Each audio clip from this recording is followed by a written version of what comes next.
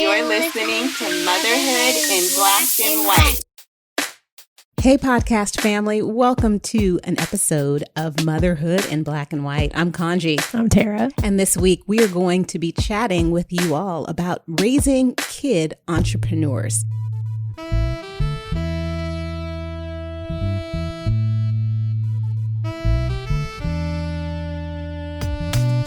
Tara, what did you want to be when you were going to grow up? I had a couple of options. I think the very first thing I remember is pediatrician. I was very specific. I wanted to be a doctor for kids. And then at some point it just morphed into like a businesswoman. I don't know what it was going to be, but it was. I wanted to wear suits. It was because you saw that movie Baby Boom with That's Diane right. Keaton we talked about last week. That's right. That's right. Yeah, so what about you? When I was growing up, I wanted to be a broadcast journalist. Nice. Yes, I wanted to interview people. Was there somebody that you were like you wanted to be like? No. That sounded really good. It sounded good, and that's Yeah. what I was going to. But somewhere along the line, that changed. Mm-hmm. And growing up, to make money, all we really had was you could have a lemonade stand or you could sell cookies. Right. Now, kids are making serious money. You know, you have the TikTok generation, kids that are making millions of dollars playing video games. And parents are just realizing that kids are becoming entrepreneurs. They are. They have way more options than we did. Yes. For sure. Today, what we're going to do is talk to a couple of kids who are entering the entrepreneurial space, who are doing more than just selling lemonade and baking cookies. Doing more than I'm doing as an adult, by the way, just to be very clear. And we're going to start our conversation by welcoming to the family a mother and daughter who penned a book about the pandemic and their experience surviving the first 100 days. Their book, it's called 100 Days Inside, and we are super excited to welcome the youngest guest we've had on the show. Yeah. Yeah, we're going to welcome Fionna and her 7-year-old daughter, Maddie. Fionna, welcome to the conversation. Hi. Thank you for having us. We're so excited to be here. We are thrilled to have you, and we cannot wait to chat with Maddie and find out what it's like to be a 7-year-old kidpreneur. But let's talk with you first about what it's like to be a mom raising a child entrepreneur and how you and Maddie came up with this idea to pen this remarkable book. Yeah. So, the idea came from being inside during the pandemic for so long with an only child and just trying to navigate all of her big feelings around the changes and I was working from home, or I still am working from home now, and she's virtual learning. So that was where the book came from. Well, Kaanji and I both have had the same experience. We both have only children and we're both working from home during this pandemic, or at least for part of it. And I got to tell you, neither one of us came up with an idea to write a book. So we bowed down right off the jump. Thank you. That's awesome. And so share with us how you guys got started with the book writing process. Yeah. So I just in general like to write, and I really wanted to do a project with her and have her kind of experience something from start to finish.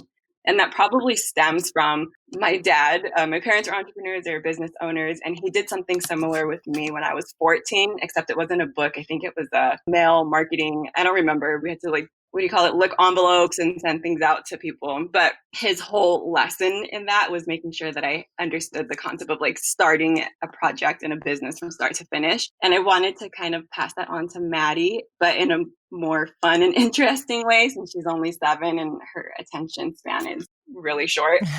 So I thought this would be cute. So I came up with the concept of the story and then included her. I told her about the story, and we were working with a really talented illustrator, Karan. And so every time he would send an image, she and I would look over it together. And I always made sure to ask what her opinion was and get her input and any changes that she might want to see.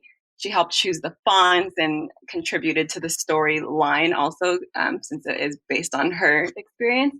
So that was the process of it. And she was, I think later she'll appreciate it more. For her, it was just okay, we're doing this thing because mom said so. It's like an art project. It's like childhood because mom said so. That's right. why we do life. Yeah. And so tell us a little bit about the book, spoiler free. Yeah. The basis of the book is it chronicles an only child's experience during this pandemic, and the focus is the emotions that, like, the different emotions that she's going through.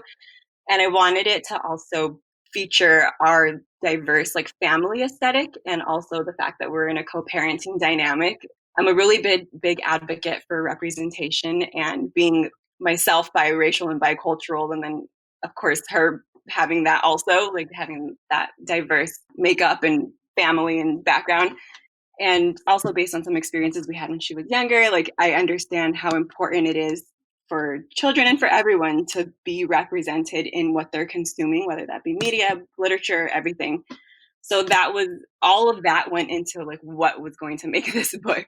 That's amazing. I will tell you, I looked at the book myself, and I was on your Instagram account sort of looking at some of the illustrations. It really is gorgeous. You had an excellent illustrator on that book. He is amazing. And I thought they really captured what you were trying to get across with representation. I thought it was lovely.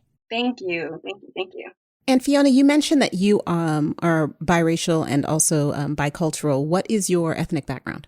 My dad is Black American and my mom is Ecuadorian, and she's an immigrant. So she didn't come here until she married my dad. So that was an interesting upbringing. I can imagine. I used to live in Ecuador. Oh, did you? Yes, I lived in Quito, Ecuador. I lived right near Cerca del Bosque. I attended the Catholic University of Quito. Oh my gosh, that is such a rare, no one even knows what Ecuador is. That's a very small world. She's going to be over the moon. Oh. She gets really excited when anyone even knows what Ecuador is. Never mind studies there and lives there. Please tell your mom that I would love for her to make me a cauliflower sopa. Oh, okay. I will let her know. And Tara's like, Kaanji wants anyone to cook for her, especially because she doesn't cook in her house. But it's so wonderful. So great. I love that you are able to share with us a little bit about the bicultural and biracial experience. But more importantly, do you think Maddie would be willing to chat with us for a couple of minutes? Yes. Let me get her. She is right here. Hi. Hi, Maddie. How are you?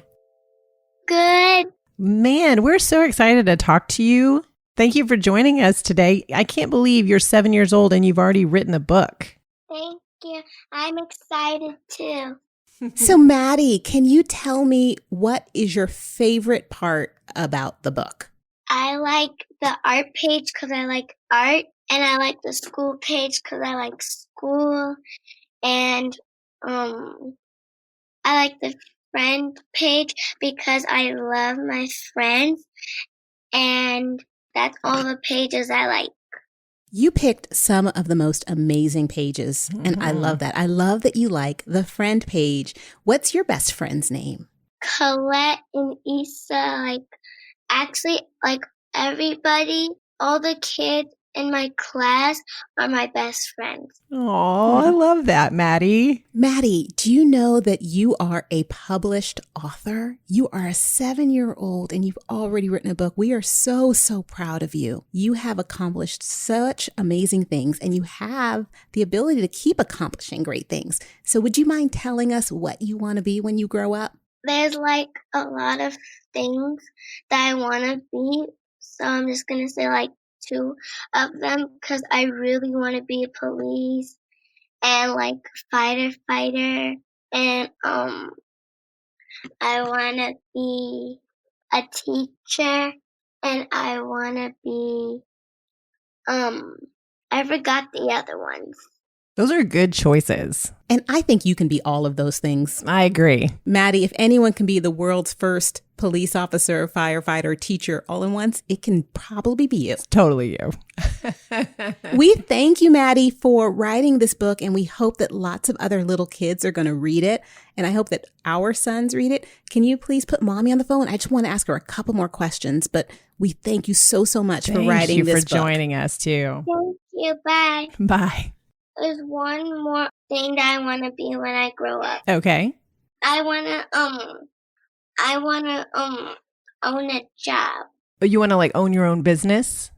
Yeah. Yeah. Well, you're on your way. You're already making a name for yourself. And Maddie, when you own your business and own your job, can you please hire me and Miss Tara? We're coming to you. We're going to hold you to that, and we have it on tape. That's so right. We're going to keep this tape for probably another 20 years. Okay? And you guys can be the boss too. Okay, we're ready. I love it. I love it. We have a plan. Thank you so much, Maddie. Can you put Mommy on the phone? Yeah. Bye. Bye. Hi. Thank you. Hello. Fiona, you've got something on your hands there. She's got big plans. I hope you're ready. And Fiona, you said that your dad kind of inspired you to have the entrepreneurial spirit, and clearly that is showing in Maddie already. Can you just give some advice to us and to other parents who are listening? What can they do to encourage their kids to be entrepreneurs? And what is it that you're doing to continue to encourage Maddie? The most important thing just comes down to instilling confidence in them. That's what my parents did for us, to make sure that we knew that we were capable of anything that we were willing to work for and put the time in. So my goal is, and what I hope I'm doing, I'm trying to do, is instill the confidence in her to know the same thing, while also helping her with like these type of projects, so she gets the hands-on experience of creating something from start to finish and getting, building that work ethic. Yeah. Well, do you think there's going to be a sequel to the 100 Days Inside book? I hope so. I don't know if it would be a sequel to that, maybe that, but I do want to create a series kind of based on her different experiences. And then my dream, what I would love to see happen with this book at some point eventually in life maybe, is to turn it into an illustration and create maybe a web series or a cartoon. Oh, I love that idea. That's fantastic. Yeah, I think that's completely doable. Yeah. I love that. Yeah. We wanted to thank you for taking the time to share with our family a little bit about you and your daughter and your venture, and just know that we are rooting for you and we're rooting for your success, although we kind of wish it hadn't been formed of this 100 Days Inside, which has now become 200 Days Inside. Yeah.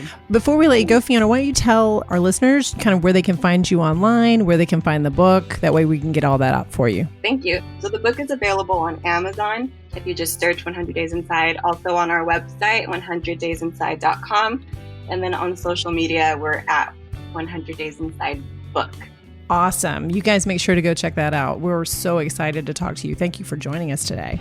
Thank you so much. Thank you so much for being so willing to join our family. And I am looking forward to having you on when you have your next book come out.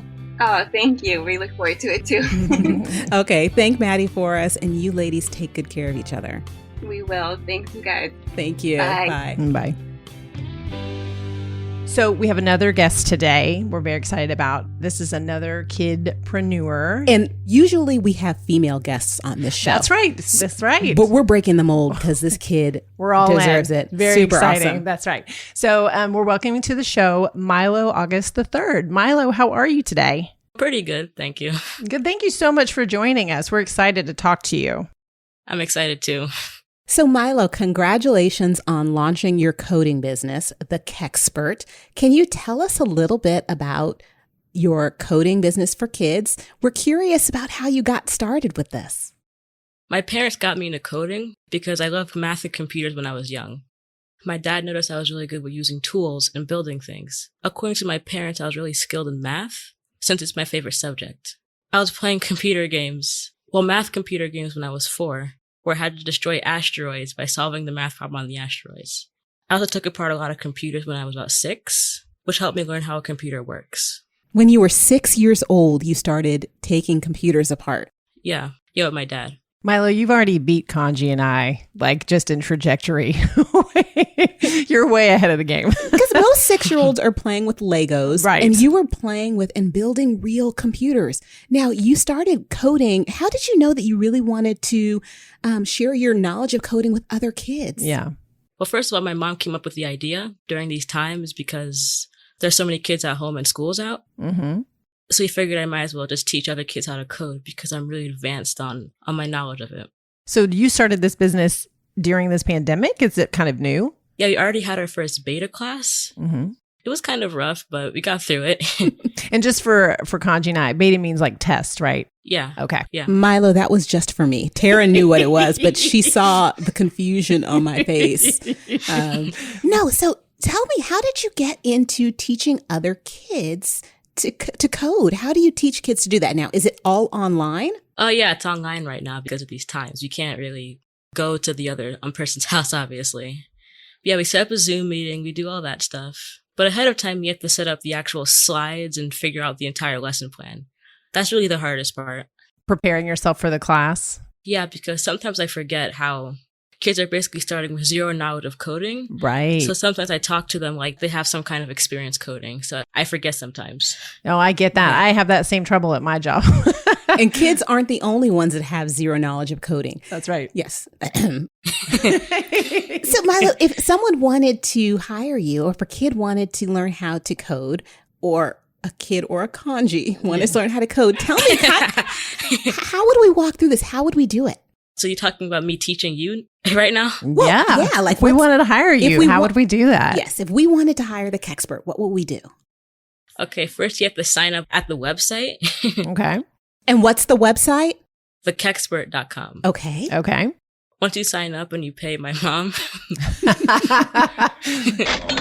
Do you schedule like a class one-on-one, or is it a group class? It's a group class, but you can actually do one-on-ones for like an extra fee, I think. Yeah. Yes, once per week. Nice. That's a great model. Can I ask, do you teach a bunch of different coding languages, or do you have one that you really teach? Right now it's Python. Okay. But as more students get more advanced, I'll start teaching C#, C++, and C, and HTML. Those are more advanced languages. Yeah. Kaanji's making faces. She didn't even know what Python was. Like, y'all talking about a snake, music lessons. You talking about C#. That's incredible. Yeah. So how many classes are you offering right now, Milo? 5 classes. And this is on top of your regular schoolwork, right? Schoolwork, track, and also my personal projects too. What grade are you in now? 8th grade. That's amazing. How are you balancing all that? Is it tough? It's not that tough. I mean, I wake up, I do school until about 3 or 4. Then I work on my class until track practice. Mm-hmm. I think probably about 5:30 to 7:30. That's the workout period. Mm-hmm. Then like 8 o'clock to like 11, basically bedtime. Then I would do my own personal projects. Wow. What kind of personal projects are you working on? Creating games with a tool called Unity 3D Game Engine. Wow. You're way ahead of the game, doing the absolute most right now. And you are, you do track and field and basketball, right, Milo? Not basketball, just track, baseball, and flag football. Oh, just track, baseball, and flag football. Take one away, add 2. I see. So if a kid wants to start his own business, what would you recommend to someone who is 11, 12, or 13 years old? I would say first capitalize on what your talents are, then try to find a business based on what your talents are. No idea is too big in my opinion, because I plan on making a game that could go famous, which is a big idea, but I'm not afraid to try it out. Oh, continue to be fearless, Milo. That's something that we love about you. That's amazing advice. I'm going to be watching for you. Okay. And I'm going to be watching to make sure that you send me any contracts my way, because if you ever need an attorney, just reach out to me. Well, we thank you so much for talking with us about the Kexpert. You are the Kexpert. Yeah. How did you get the name? My mom made it up. Kid Tech Expert. Hey, okay. I think it's catchy. It is catchy. It sounds like your mom has really helped you out, kind of getting this business started and helping you cultivate ideas. Yeah, she came up with the idea of the business. She did? We would love to talk to her about that. All right. You have such supportive parents, Yeah. and we are really, really excited that they are letting you share your talents with other kids in the whole world. So we're going to ask to talk to your mom, but please tell your dad that I said hi, and we hope that you guys are doing well. Thanks, Milo. Thank you. Milo is such an impressive young man, and how much of that can be attributed to his amazing parents. Tara, I'm going to share with you that I do know Milo's parents, his mom and dad, Sojo and Milo, are friends of ours from when Joey and I lived in New Jersey. Okay. And his mom actually designed Roman's nursery when he was a newborn. Oh, wow. So it's great to have her. Welcome to the conversation. Sojo, this is Kaanji. It's good to talk to you, my old friend. I know. And I'll never forget that. You're like the one person I'm like who had labor was like 5 minutes long. Yes, we heard that labor on the podcast. We had an episode where we shared our labor story, and if you have not I will heard, be listening listeners, to that. you will hear the labor pains and all of the sounds that came along with it. But it's nice to hear you. And how impressive is Milo? You have 3 amazing sons. Tell us a little bit about your sons and your motherhood journey before we talk about what it's like specifically to raise a kidpreneur. Oh my goodness. I'll say that probably like you both know, when you become a mom, you don't realize how you're going to be until it happens. And so I think it made sense that I have boys. I think God knows what he's doing. It's like I'm a good mom, boy mom. What do they call it? Boy mom. Yeah. They're a lot of energy. I think I'm a lot of energy. I think they're more energy than I am. But it works because I think that we like look and see what they're into. We try to cultivate that. I think very early on, our goal was just to understand and learn who they were, their personalities, and not try to make them gravitate toward any one thing.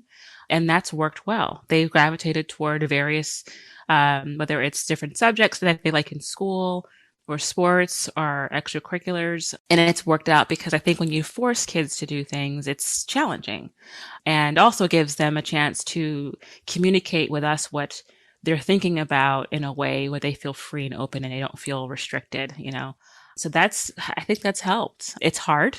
It's obviously very hard work because you want to raise good humans, right? I mean, the biggest thing was just, Kaanji and I we have a very rooted faith in God, and we understand these kids. We're stewards, they're our kids, but we're responsible for how they can become adults and contribute to the world. So it's a big responsibility and an honor, and that's really our perspective on how we parent. Yeah, and Milo was talking about how you have cultivated his entrepreneurial spirit because you are an entrepreneur. Yeah. Can you tell us a little bit about your entrepreneurial activities, Miss Boss Wife, Mom Life? Sure. Well, my background is architecture, and for almost 10 years after college, I was a traditional architect. I worked, as an interior architect for a few luxury brands, but I stayed in my field and then dipped into event planning kind of by accident.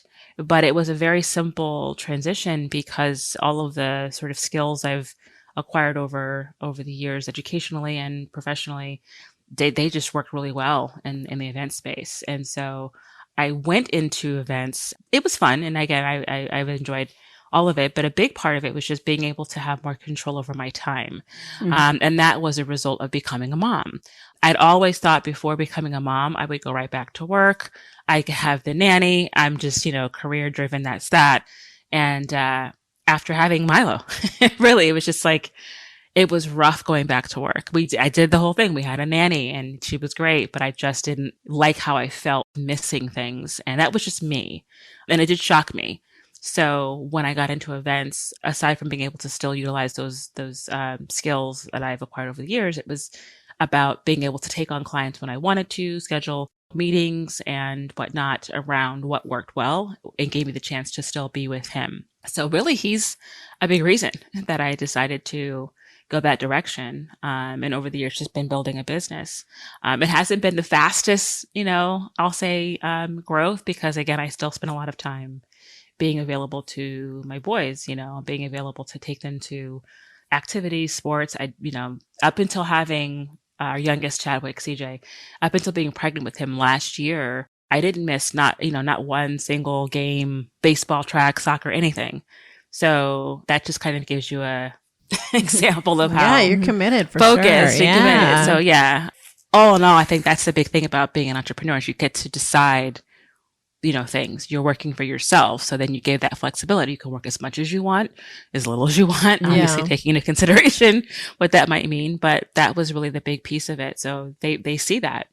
And I think that it's been easy to explain because they've experienced what it is. Yeah. And raising a kidpreneur, how are you able to instill in him the same work ethic? But it doesn't seem like you have to instill anything in him. It seems like he's born with it. Yeah. He's always been a go-getter. When he's into something, it's like you gotta just kind of get out of his way. And equally when he's not into it, he's just like, I don't want to do this. Yeah. So my husband really has done a great job of giving him access to a variety of tools that he had. Our middle son, LJ, he likes to code. He knows how to code. His passion's not there for it, and that's okay. So we saw that Milo had a passion for it. And after one of his first classes many years ago, he then went looking and digging up old college books, computer science books that my husband had. We have a bookcase of a zillion books that we don't look at anymore. He pulled them all out and started reading them. And next thing you know, he's having these conversations, sometimes debates with my husband about coding, and they're just talking coding. And we're like, what are you talking about? Like, it's just, they're in their own world. That's a whole other level. It's a whole different thing. We don't have computer textbooks in my house. And I for sure don't think my son would be reading them if we did. Right? Yeah. That's amazing. Yeah. And so if you could, Sojo, give someone advice on what is the most challenging thing of raising a kidpreneur, what would that be in your experience? And how would you share with other moms how they can navigate this space? Sure. Well, I'll say it's really about that balance from the parent side. In other words, as parents, whether we're working for ourselves, working for somebody else, and even if you don't work and you're stay-at-home mom or parent, you're still working, right? You're still doing stuff. You have responsibilities. So we understand that even if we don't feel like doing something, you still have to do it. So the challenge has been remembering, number one, he's still a kid. Yeah. And, while we'll talk and we'll have dates and we'll have sort of, targets and explaining how to back things out. You can't just say we're having a class starting in December and you're going to finish the lesson plan the night before. You have to do a lot of things before that. So we have to, there's patience, and I don't feel like I'm the most patient person, but I'll say God has had to really help me remember he's a kid and you're teaching him skills, things that you just take for granted that you do because you've had to do those things and you're used to it, whereas he's not. The one thing I would say is make sure that whatever your child is sort of into or their goal for this bit, whatever business that they're going to start, that they really are passionate about it. Because if it's not, and it feels like, they're doing it because they're trying to maybe please the parent, it's going to be really rough, Yeah. But if they're passionate, like he wants to code all the time. Like we have to put restrictions on how often he's in front of the computer. So there's no lack of desire to do it. That's first, the passion. The second thing is about teaching balance and making sure that he's not in front of the computer all the time. I know he kind of gave you guys a schedule. It's not like that every day of the week. That's like, it'd be 3 days of the week. Cause we want him to, as we know, you have to take a break from things, do something else and be involved and then come back to it. So we've had to be patient in ourselves to remember that he's a kid and our job is to keep that balance going in all parts of his life. Number two, give him the bigger pieces of it so he understands why the schedule is important, why there's deadlines. Yeah. And then if he misses a few, not to be super hard on him, because that's also the piece of it where I hate lectures. I hate over lecturing because I hated to be lectured too.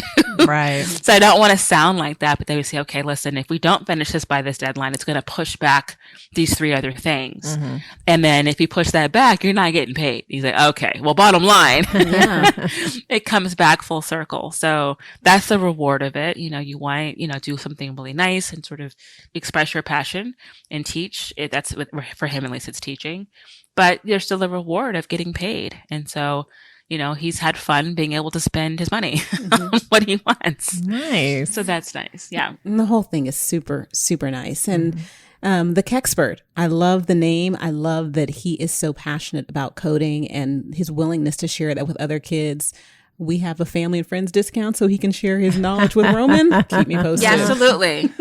Absolutely. No. So if anyone wants to, does Milo have any classes that are starting soon? If anyone wants to hire him or book him for one of their coding classes, what would they do? Just go to the website? Sure. Yeah. So on the website, it's not, too many pages, like I think 3 pages we have there.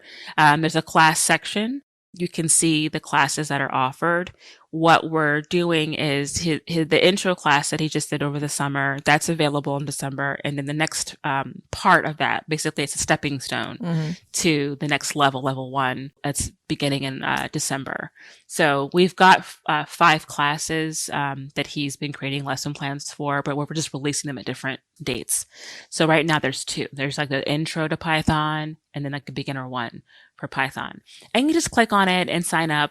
What happens is afterwards we reach out to all the students and they get to choose one of 2 days of the week. And if there's any real big challenges, like we have had some kids on the West Coast and versus the East Coast, different time zones, we will talk it through to see that we can make sure that we can get everybody on the same class. But if for some reason that we really can't, we've been really flexible with it because we've had the time to do it. We work with everybody once they sign up to make sure that they can hit the class. Yeah. Awesome. So it's the Kexpert, KEXPERT.com. That's correct. Awesome. Awesome. Everything about this is super awesome. And thank you, Sojo. And thanks, Milo, for sharing his story with us. And keep us posted on his growth and his development. We're curious to see where this business goes. Thank you for having us. We appreciate it. We're honored. Okay. We'll be in touch. Yeah. Thanks, Sojo. Take good care. Thanks, guys. Bye. This episode, we had the chance to talk to some crazy, fabulous kids. And it gives me such faith in that generation. Yeah, the kids are all right. The kids are all right. I fall back on that quite a bit. And one of the things that I'm going to take from this episode is that it's important to kind of figure out what your kid's passion is and then support and encourage that. I agree. So with Gage, what is he passionate about? If he was going to start a business, what would that be right now? I think what we're finding in Gage, he's very passionate about creative stuff. He loves to draw and build things and make stuff out of trash, essentially. Like he's constantly pulling things from around the house and like making dioramas or creating little scenes, or he's always drawing and kind of coming up with his own worlds with his art. He this summer really wanted to start his own YouTube channel. Like he came to me and like talked to me about it, and he was going to be home. So we were kind of talking about it.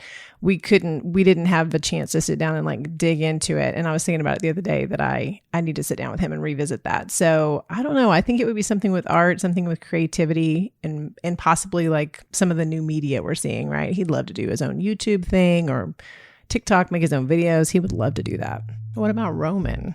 Roman loves Roblox and animation and drawing. And so maybe we will take advantage of that family and friends discount with the Kexpert. That's a good idea. Get some coding classes because they might be in a business together when they get older. Who knows? And we'd be interested in hearing from you. We'd be interested in hearing from you, fam. Like, what is it that your kids are interested in? What are they passionate about? We love it when you reach out to us and engage with us on social media or send us messages. Let us know, because we want to learn more about you and your family and your kids, what makes them tick.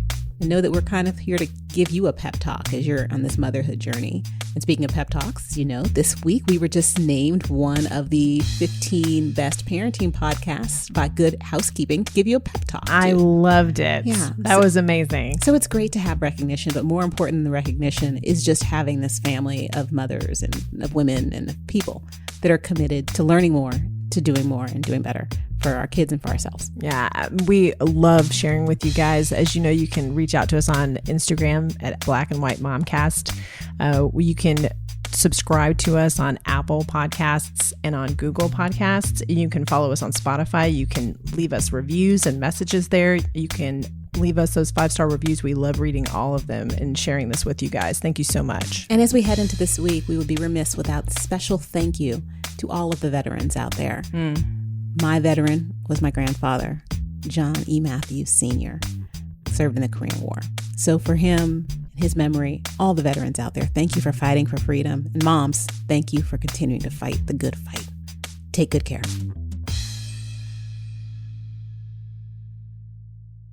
My grandfather was in the Korean War. Maybe they knew each other. I didn't want to jump in. It was good. It was a good moment. No, it was good. No, it was perfect just the way it was. It was good just the way it was. I was just like, wait. Tara's grandfather was in the Korean War too. Yeah. Shout out to, what was your granddaddy's name? Leslie Toland. Leslie Toland was in the Korean War. I wonder if our grandfathers served together. No, I think it was still segregated barracks back then. What branch was your grandfather? He was a Marine. Okay, my grandfather was in the Navy. Oh, yeah. I think the Korean War, they were still segregated, right? I'm pretty sure they were. Yeah, yeah, because it was still the 50s. 50s and 60s, right? 50s, yeah. 50s, that's right, because my parents were in the 60s. That's right. Yes. Joey actually met my grandfather before he died. Took him to a Yankee Stadium game. Yeah. Who's Joey? Who is Joey? This is going to be the fun cutting room floor. Joey is great. Thank you.